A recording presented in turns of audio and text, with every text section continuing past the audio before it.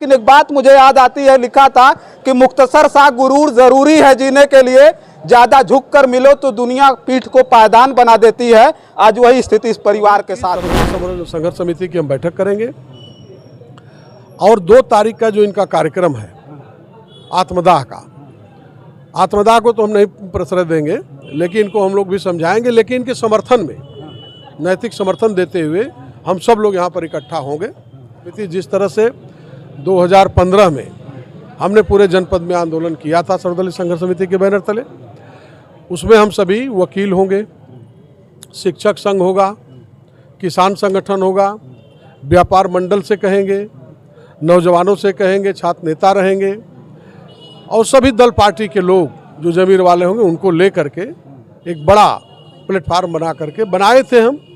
उस हिसाब से ये आंदोलन हम करेंगे और तब तक चलेगा जब तक इनको न्याय न मिल जाए। साथियों नमस्कार, मैं हूं रजनीश और आप देख रहे हैं जन आदर्श भारत। साथियों, उत्तर प्रदेश के जनपद गाजीपुर में है, जगह वही है और चिर परिचित चेहरे भी वही हैं और कैलेंडरों में केवल दिन और तारीखें बदल रही हैं। आप देखिए, ये वही परिवार है जिनके बच्चे 85 दिन पहले यहाँ जो है गाजीपुर रौजा आवास विकास कॉलोनी से स्कूल जाते वक्त गायब हो गए थे, लेकिन अब तक 85 दिन बाद भनक तक नहीं लगी प्रशासन को, ये जान लीजिएगा। और उत्तर प्रदेश में कानून की व्यवस्था जानना है तो एक बार आइएगा और गाजीपुर के प्रशासन को निहारिएगा। और हम आपके बीच में ये देखिए, लगातार हम लोग यहाँ से जो खबरें भेज रहे हैं इसको देखने के बाद आपको समझ में आ जाएगा कि उत्तर प्रदेश में कानून की व्यवस्था क्या है।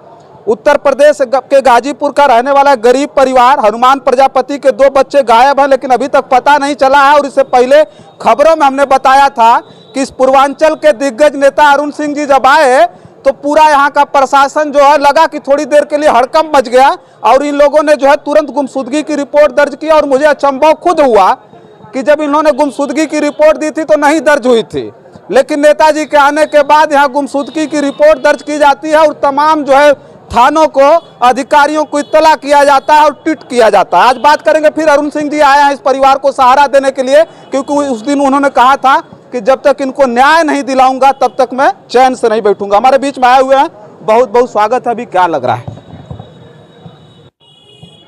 अब परसों नरसों आप बताए, हम लोग आए, बातचीत हुई, वैसे हम बधाई देंगे जिलाधिकारी को। इन्होंने जब जिलाधिकारी को पत्रक दिया था तो उन्होंने तुरंत कोतवाल को फ़ोन किया था, लेकिन संवेदनहीन कोतवाल किया नहीं किया, कुछ बताया नहीं। फिर उस दिन हम लोग जब आए, हमारी जब बात डीएम से हुई, उन्होंने एडीएम साहब को जो प्रतिनिधि बनाकर भेजा और यहाँ से एडीएम साहब ठीक से पॉइंट वाइज नोट करके गए और फिर रात को डीएम एसपी की जब बात हुई तब जा कर के यहाँ पर गुमशुदगी का जो है ये दिखा रहे हैं, ये जारी किया गया। हर थानों में, कई जिलों में भी जारी हुआ, हमको पता लगा है, मानवाधिकार तक कई जगह है और ये हमको बताए हैं तो हमको मालूम, हम पता भी कर लिए हैं। लेकिन सबसे बड़ी बात यह है कि गुमशुदगी की रिपोर्ट घटना के दूसरे तीसरे दिन ही दर्ज की जाती है, फोटो दे दिया जाता है, लेकिन यहाँ की पुलिस पता नहीं क्यों इतना संवेदनहीन हुई है। एक बात और पूछेंगे, परिवार लगातार आरोप लगा रहा है कि प्रशासन संलिप्त है, एसपी भी संलिप्त है, क्या माना जाए? आपकी तरफ से क्या लग रहा है? अब प्रशासन इसमें संलिप्त है, इस बात को तो हम लोग अभी नहीं कर सकते। अगर कहीं ऐसा कुछ होगा और खुलेगा तो हम लोग चल के मुख्यमंत्री योगी जी से बात करेंगे कि उनके शासन में ये सब क्या हो रहा है। ऐसी उम्मीद जनता को नहीं थी कि योगी जी के शासन में इस तरह की घटना हो जाए और पुलिस प्रशासन सोया रहे। यह भयमुक्त समाज नहीं है, कानून का राज ये नहीं कहा जाता है। इसके लिए हम लोग चल कर के योगी जी से मिलेंगे, समय लेंगे, प्रतिनिधिमंडल लेकर चलेंगे, लेकिन गाजीपुर के पुलिस प्रशासन की तंद्रा हम जगा के रहेंगे। हम लोग अभी समय दिए हैं, समय उनसे लेने का हम प्रयास किए हैं। आज किसी से बात हुई है, किसी अधिकारी? अभी तो आज पहले हम एसपी के यहाँ फ़ोन किए थे, वो कहीं मीटिंग में, पीआरओ से बात हुई है। हम कहे कि हमारा प्रतिनिधिमंडल उनसे मिलना चाहता है सर्वदलीय संघर्ष समिति का। कल सुबह के लिए उन्होंने कहा कि बात करिए, समय दिलवाएंगे। और यहाँ आने के बाद हमने एडीजीपी के यहाँ फ़ोन मिलाया था, वो भी शासन में मीटिंग में है, उनके पीआरओ ने फ़ोन उठाया था, उनसे पूरी बात हुई है, हम नोट करा दिए हैं, वो नोट कर लिए हैं। हो सकता है शासन से मीटिंग के बाद एडीजीपी से अब आवें तो हमको कुछ सूचना आवे, बात हो, वहाँ से भी सूचना आएगी।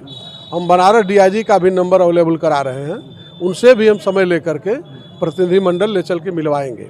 जितना हो सकेगा पुलिस प्रशासन को हम जगाने का काम करेंगे कि गाजीपुर की पुलिस सो गई है इस मामले में। और अभी तक जो हुआ है यह बहुत दुखद है कि 3 महीने बाद हुआ है। यह काम घटना के 3 दिन बाद ही हो जाना चाहिए था। इतना देर हुआ लेकिन दुरुस्त हो जाए, इस पीड़ित परिवार को न्याय मिल जाए, तब तक हम लोग इनके साथ रहेंगे। वोट की राजनीति के लिए हम नहीं है कि हमको वोट देंगे नहीं देंगे, क्या करेंगे, कहाँ के रहने वाले हैं, इससे मतलब नहीं। लेकिन पीड़ा है मन में, औलाद किसी की भी हो, हर आदमी के अंदर इंसानियत होनी चाहिए, जज्बात होना चाहिए। हमें पीड़ा है, उस पीड़ा को लेकर के हम इनके साथ लगे हुए हैं। कोई हमारा स्वार्थ नहीं है, लेकिन हम समाज सेवी हैं, हमारा कर्तव्य भी बनता है। और आज तक यही तो हम किए हैं, जुल्म उत्पीड़न के खिलाफ, गरीबों को न्याय दिलाने के लिए हमेशा संघर्ष ही तो किए हैं। बहुत सी धाराएं लगी हैं, उसकी हमको चिंता नहीं, फिर धाराएं लगे, लेकिन इस गरीब परिवार को न्याय दिलाने तक हम इनके साथ रहेंगे, इनका साथ देंगे। तो अभी आगे क्या मतलब करेंगे, अभी आगे क्या होगा? अब आज हम लोग बात किए, डीजी साहब के यहाँ भी फ़ोन किए थे, डीजीपी कार्यालय से भी बात हो गई है, एसपी साहब के यहाँ हम नोट कराए हैं। कल समय मिलेगा, हम लोग मिलेंगे, और नहीं भी मिलता है तो हम सर्वदलीय संघर्ष समिति की बैठक करेंगे। सर्वदलीय संघर्ष समिति, किसी भी दल का जमीर वाला कोई भी व्यक्ति, नेता हो या जो हो, जो इनको न्याय दिलाने के लिए जुड़ना चाहता है, 2 फाल बढ़ना चाहता है, और हमारे जो समर्थक हैं सभी की सर्वदलीय संघर्ष समिति की हम बैठक करेंगे। और 2 तारीख का जो इनका कार्यक्रम है आत्मदाह का, आत्मदाह को तो हम नहीं प्रश्रय देंगे, लेकिन इनको हम लोग भी समझाएंगे। लेकिन इनके समर्थन में, नैतिक समर्थन देते हुए हम सब लोग यहाँ पर इकट्ठा होंगे। और प्रशासन अगर उसके पहले कोई न्याय दिलाने का काम कर दिया तब इनके ऊपर है, जैसा निर्णय लेंगे हम लोग इनके साथ हैं और रहेंगे। लेकिन हम इसको अब सर्वदलीय संघर्ष समिति, जिस तरह से 2015 में हमने पूरे जनपद में आंदोलन किया था सर्वदलीय संघर्ष समिति के बैनर तले, उसमें हम सभी वकील होंगे, शिक्षक संघ होगा, किसान संगठन होगा, व्यापार मंडल से कहेंगे, नौजवानों से कहेंगे, छात्र नेता रहेंगे, और सभी दल पार्टी के लोग जो जमीर वाले होंगे उनको ले करके एक बड़ा प्लेटफार्म बना करके, बनाए थे हम, उस हिसाब से ये आंदोलन हम करेंगे। और तब तक चलेगा जब तक इनको न्याय न मिल जाए, पुलिस प्रशासन की संवेदनहीनता न समाप्त हो जाए तब तक। अभी डीजीपी कार्यालय से बात हुई, पीएसओ डीजीपी के कहे कि हम तो नोट करा दिए, वहाँ कंट्रोल रूम से कोई सूचना गई कि नहीं गई? हम कहे नहीं, यहाँ तो कोई सूचना, बता रहे हैं कोई सूचना नहीं आई। अब ये गाजीपुर के पुलिस प्रशासन की संवेदनहीनता है, इसलिए ये निर्णय अब हम लोगों का रहेगा। और इनके 2 तारीख के इनके लिए नैतिक समर्थन हम लोगों का रहेगा। हम लोग इकट्ठा होंगे, प्रशासन से आर पार की बात होगी।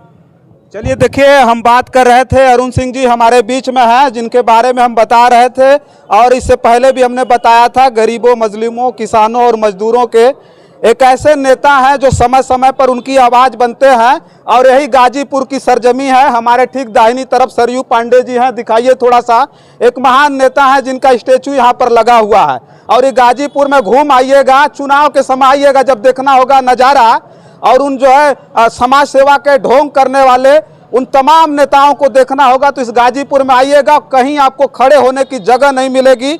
उस सफ़ेद सफ़ेद कुर्ता पैजामा और कुर्ता पैजामा पहन करके ये लोग यहाँ खड़े और बैठे दिखाई देंगे। लेकिन आज चुनाव नहीं है, लेकिन आज ऐसे गरीबों के हाल क्या है देख लीजिए। किसी ने लिखा था, मुझे याद आता है, किसी ने लिखा था, ये तो नहीं पता किसने लिखा था, लेकिन एक बात मुझे याद आती है, लिखा था कि मुख्तसर सा गुरूर ज़रूरी है जीने के लिए, ज़्यादा झुक कर मिलो तो दुनिया पीठ को पायदान बना देती है। आज वही स्थिति इस परिवार के साथ हो रही है। उत्तर प्रदेश की कानून व्यवस्था के खिलाफ लगातार इसी सरयू पांडे पार्क में हमारी टीम आ रही है और रोज चिल्ला रही है। तमाम ऐसे पत्रकार बंधु हैं जो आ रहे हैं और इस मुहिम में शामिल हो रहे हैं। और ये भारत की सबसे बड़ी घटना है, जान लीजिएगा। बहुत सारे अपहरण हुए होंगे और 80 दिन नहीं, 90 दिन, 100 दिन में मिला होगा या किसी की लाश मिली होगी, लेकिन लगातार 80 और 85 दिन बीत जाने के बाद सुराग तक न लगा हो।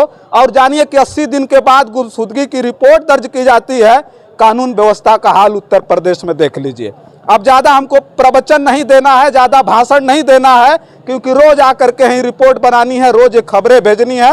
हो सकता है कि कुछ लोगों को दूर बैठ कर के ये सारी नौटंकियां दिख रही होंगी।